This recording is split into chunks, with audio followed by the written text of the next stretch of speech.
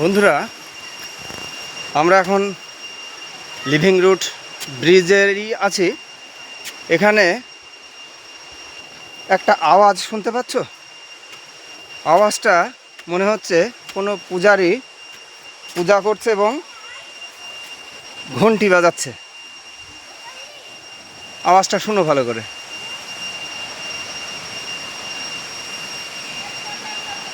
এই আওয়াজটা হচ্ছে মাউন্টেইন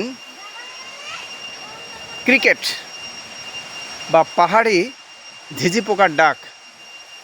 আমাদের সমতলের ঝিঝি পোকার এক ধরনের ডাক আছে, সেটার থেকে সম্পূর্ণ আলাদা। মনে হচ্ছে যেন কেউ ঘন্টি বাজাচ্ছে। এই ডাকের একটা বৈজ্ঞানিক ভিত্তি রয়েছে। সেটা হচ্ছে এই ডাকটা অ্যাকচুয়ালি পুরুষ ক্রিকেট এর স্বর।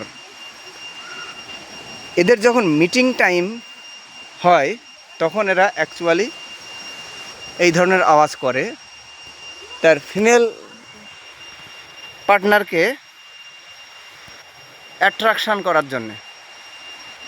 যখন তারা অ্যাট্রাক্টেড হয় তখন তারা সেই মেল ইনসেক্টের সঙ্গে সম্পর্ক স্থাপন করে এবং এই কারণেই মেল ক্রিকেট যতটা পারে উচ্চস্বরে এই ঘন্টি বাজানোর মতো আওয়াজ করে, চিৎকার করে, কণ্ঠস্বর এটা ওদের। এটাই হচ্ছে বৈজ্ঞানিক ভিত্তি। তাহলে এই কেন মেঘালয়ান পার্বত্য এলাকায় এটাকে দেখা যায়, এর একমাত্র কারণ হলো ব্রিটিশরা যখন এখানে শহর তৈরি করে, জনবসতি তৈরি করে, তখন এখানে অনেক বন্য জানোয়ারদের উপস্থিতি তারা লক্ষ্য করেন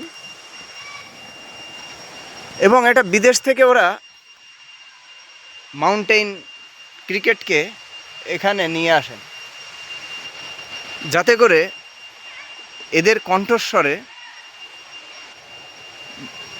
মাউন্টেইন জানোয়ারগুলো ভয়ে পালিয়ে যায়।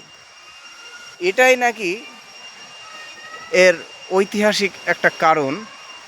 আমার যে গাইড ছিলেন তার কথা থেকে আমি জানতে পারলাম, আর সঙ্গে আমার যারা ফ্রেন্ড আছো তারাও জানতে পারলে।